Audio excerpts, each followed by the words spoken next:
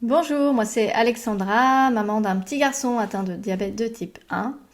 Et dans cette vidéo, je voudrais vous parler de la fameuse lune de miel. Alors l'idée c'est pas de vous faire un cours sur la lune de miel, j'ai aucune prétention à ça.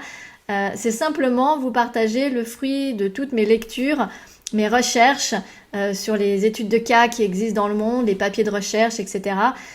Bah voilà, pour vous faire gagner du temps si ça vous intéresse, et je me dis que si ça peut aider d'autres personnes, eh ben ça vaut le coup. Donc évidemment, cette vidéo n'est pas là pour vous donner des conseils. Bien évidemment, je ne suis pas endocrinologue, je ne suis pas professionnelle de santé et pas une experte du diabète. Je partage simplement le résultat de mes recherches. Alors, donc cette lune de miel, je pense qu'on en a tous entendu parler. Nous, on nous en a parlé à l'hôpital quand Léo a été diagnostiqué, pour nous prévenir qu'il allait peut-être avoir une période de rémission partielle, mais qu'il fallait pas trop se faire d'illusions. Alors, pour être honnête, nous, on n'a pas eu l'impression d'expérimenter cette lune de miel, parce que c'est la galère, quoi. Parce que même si ça va bien de temps en temps, il y a des nuits où on se lève tout le temps, on finit au stylo parce qu'il est à 15, voire il monte à 18 parce que le truc s'est arraché. Bon, c'est franchement pas le paradis, donc on s'est dit que ça avait dû être pour d'autres et pas pour nous. Et puis à la visite des 4 mois, on s'est rendu compte qu'en fait il avait une très bonne hémoglobine glyquée en dessous de 6 et que finalement il devait quand même sûrement se passer quelque chose et que c'était peut-être pas si mal que ça. Après c'est vrai que nous on n'a pas forcément d'éléments de comparaison, bien sûr. Mais voilà, donc je me suis quand même beaucoup intéressée à cette lune de miel pour essayer de mieux comprendre ce qu'elle est, est-ce qu'il y a des facteurs qui peuvent l'influer et surtout est-ce qu'il y a des facteurs qui peuvent l'aider à la prolonger. C'est un petit peu ça qui m'intéresse. Comme vous l'avez peut-être vu dans d'autres vidéos, même si évidemment la gestion, le traitement au quotidien sont vitaux. Moi, ce qui m'intéresse, c'est aussi d'aller plus loin et pas simplement de me résigner à traiter la chose au quotidien, mais voilà, voir comment est-ce qu'on peut faire pour améliorer la situation. Même si on nous dit qu'on peut pas, voilà, moi j'essaye de voir si on peut pas faire des choses quand même. Alors, cette lune de miel, donc on le sait, c'est une période qui arrive en général, de ce que j'ai pu lire, environ 1 mois après le diagnostic. Donc vous voyez, le nombre de cellules bêta diminue. Et puis après, il va y avoir une période de rémission où ça va se remettre à fonctionner un petit peu. On ne sait pas vraiment dire pourquoi. Alors ce que j'ai pu lire parfois, c'est que ça peut être dû aux injections d'insuline. Donc le fait qu'il y ait cette insuline exogène qui arrive va donner une forme de soulagement, peut-être de repos aux cellules bêta qui vont pouvoir se remettre un petit peu à fonctionner. Mais je crois qu'on est quand même pas tellement sûr. Cette période de rémission, elle est le plus souvent partielle. Donc c'est-à-dire ça va remettre un petit peu à fonctionner avant de rediminuer.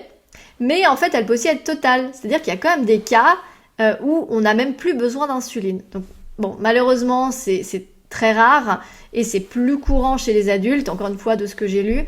J'ai pas vu d'enfants effectivement dans mes groupes de parents, etc. qui aient eu cette chance. Nous non plus, même si parfois on peut s'en passer pendant une nuit, une journée. Ça dure rarement plus longtemps. Mais voilà, alors, comment déjà est caractérisée la lune de miel? Parce que comme je disais, nous, on pensait pas vraiment être dedans.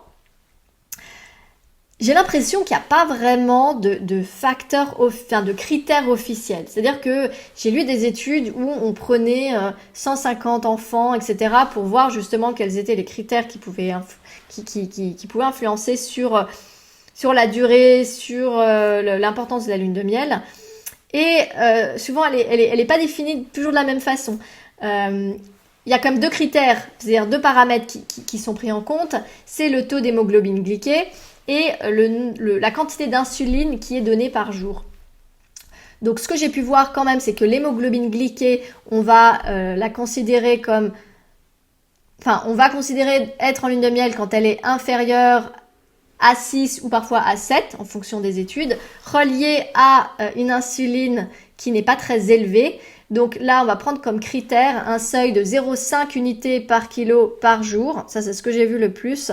Parfois, on descend à 0,3 unités par kilo par jour. Voilà. Donc, je vous laisse faire le calcul si vous voulez voir si vous êtes dedans, enfin si votre enfant est dedans ou pas.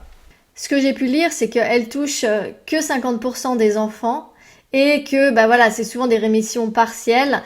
Les adultes ont plus de chances d'avoir des rémissions plus longues et des rémissions totales, bon, même si elles sont quand même rares, on les voit plus arriver chez les adultes.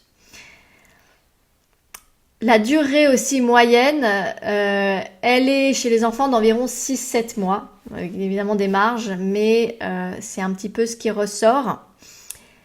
Quels sont les critères qu'on va regarder au départ? Ça va être l'état de l'enfant à l'hospitalisation. C'est-à-dire que s'il a des C-peptides encore un peu pas élevés, mais voilà, pas nuls en tout cas, s'il a une hémoglobine glyquée qui est correcte, enfin, c'est tous ces paramètres-là qui vont permettre de voir où est-ce que l'enfant en est et souvent ça va influer sur le fait qu'il y ait une lune de miel ou pas.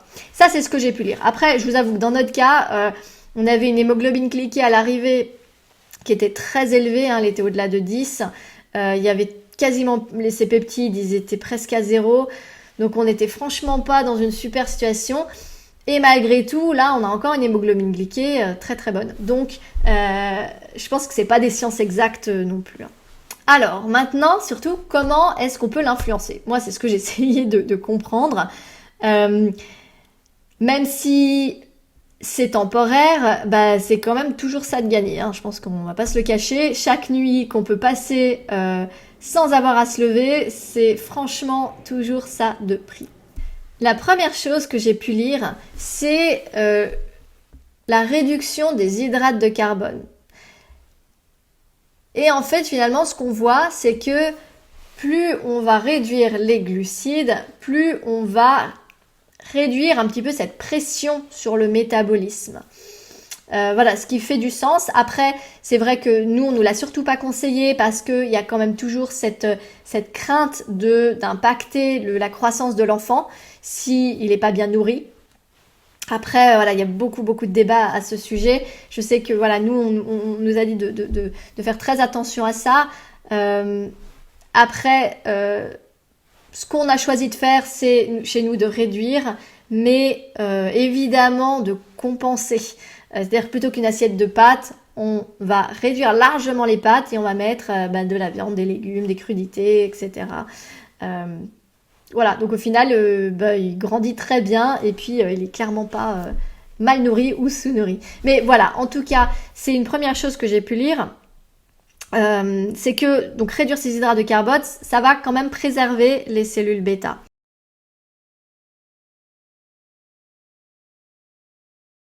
À combien il faut réduire? C'est une vraie question. Très dur de trouver des chiffres. Ce dont je me rends compte, c'est qu'au final, on fait un petit peu comme on peut aussi. Hein. C'est que avec des enfants, autant voilà, un adulte peut peut se contrôler, faire ça de façon un peu plus mathématique. Un enfant, le nôtre, il va à la cantine, il est invité à des anniversaires, il a un frère. C'est très difficile vraiment de réduire énormément les glucides. Tout ce qui est en moins est toujours bon.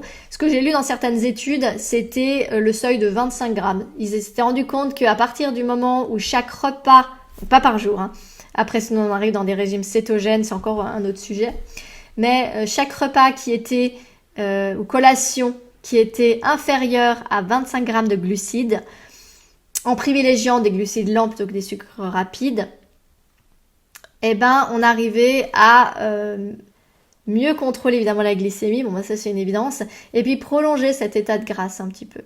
Les deux autres choses que j'ai pu lire, c'est le fait de faire du sport, alors ça on en parle souvent, hein.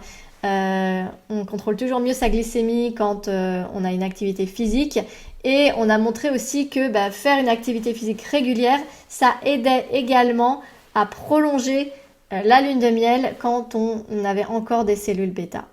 Donc ça, c'est intéressant. Bon, voilà, après, avec des enfants, c'est pareil. C'est pas comme des adultes où on peut se lever à 7h du matin tous les jours pour faire du sport. Un enfant, il a envie ou il a pas envie. Mais voilà, c'est vrai qu'on essaye de s'activer un petit peu plus, en tout cas. Et puis, le troisième élément que j'ai trouvé, c'est les compléments alimentaires. Donc ça, c'est quelque chose sur lequel je m'étais renseignée aussi très rapidement. J'ai fait toute une vidéo à ce sujet, donc je vais pas forcément reparler parce qu'il y aurait beaucoup de choses à dire, puis je veux pas faire des vidéos trop longues. Mais soutenir aussi son métabolisme avec des compléments alimentaires, ça aide, quoi. Voilà où j'en suis. Si vous avez d'autres infos, n'hésitez pas à me les envoyer. Et puis je vous dis à bientôt. Au revoir.